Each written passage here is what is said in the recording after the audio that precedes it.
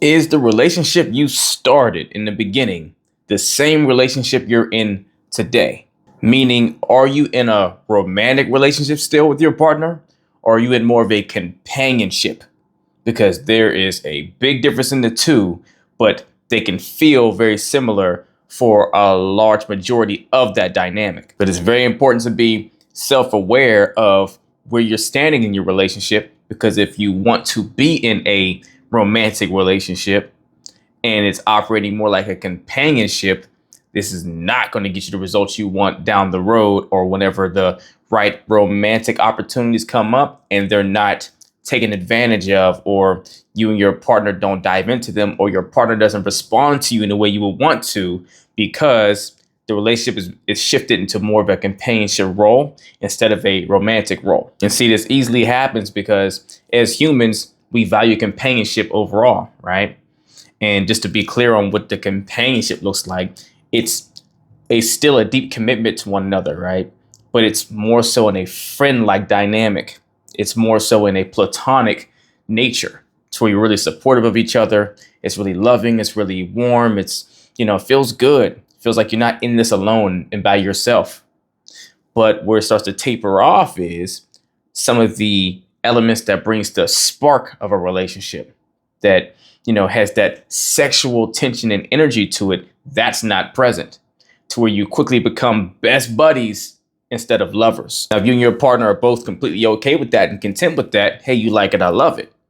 But I'm going to go on a limb and say majority of you out there are not wanting to just be best friends only with your partner. You want to be in love with them and enjoying passion and romance. So if you have noticed things become more of a monotonous, safe, secure relationship between you and your partner, and not one that kind of, gets you going, then you really need to create a distinct sense of romantic and even sexual presence and chemistry for your relationship. Or you need to maintain or bring back what was, meaning make sure you're creating or maintaining deep emotional and physical intimacy, as well as expressing love and genuine desire for your partner. Let's be clear here. There's definitely a difference between emotional intimacy and emotional support.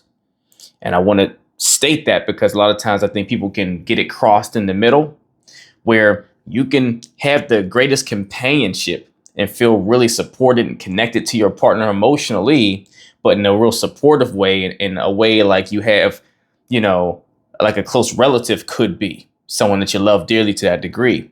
But it transitions whenever that emotional connection is an intimate connection, right? To where, it has more of a sexual tension and embrace to it, a sexual nurture in there, in a way that you emotionally connect and bond, in a way that maybe is stimulating in a romantic sense versus just a loving family-like sense. Main point, you want to make sure your relationship's not becoming secure and functional versus exciting and exhilarating, right? To where you feel excited to do life every day with your partner because they turn you on in certain ways or what have you.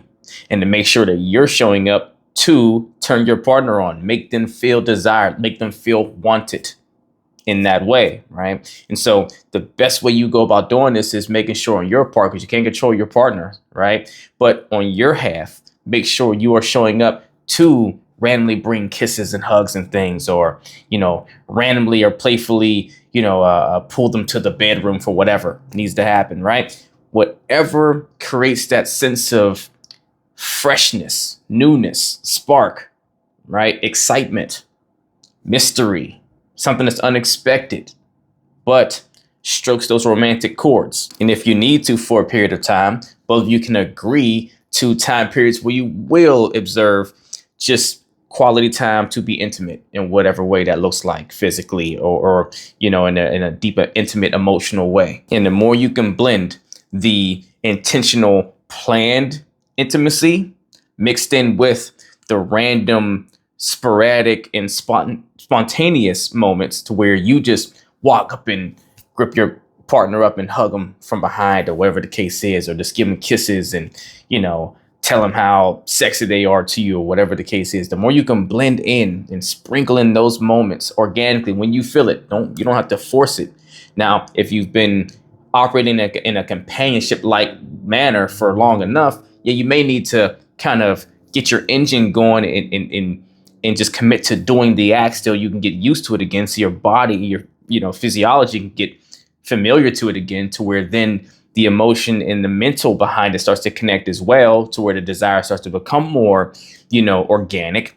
So maybe in the beginning, you do need to kind of make it just a train of habit. But the point is, the idea is, you want to get to a place to where whenever you feel that spark, you look at your partner and you feel that desire for them, you take action on it immediately. You don't just let the thought be fleeting and go through your mind and say, yeah, wow, he or she's really, really attractive, really sexy to me. And then you don't ever tell them that, or go do something that shows them that and bring them that energy that says, hey, I'm into you, right? You want to seize and take advantage of those opportunities to do that for your partner, because what it does is it inspires and it sets the tone in them to where they start thinking on the same track and want to do the same thing in return.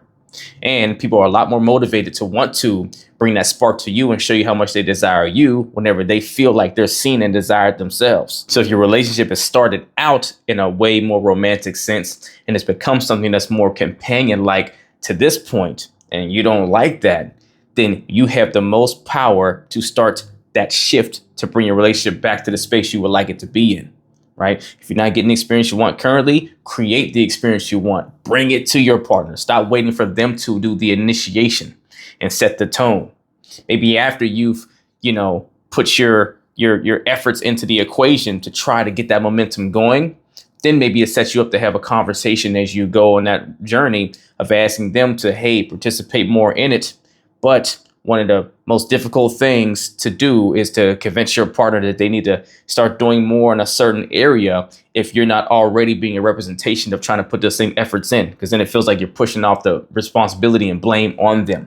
No matter how much of it you feel they should own, be the example first, to where they have less of a reason to feel like you're just coming for them and putting them out there on the chopping block, versus you saying, hey, I'm trying to take my steps towards it too. I'm asking for your help with me so we can actually make this the experience we both want it to be. We all want our partners to be our number one companions that we have in our lives. But if you want your partner to be more than just your companion throughout the duration of your relationship and be your romantic lover, then make sure you're doing things to create that experience, and you're inspiring them to do the same in return, and having dialogue around it to make sure you're on the same page towards the same goal. Let's get it.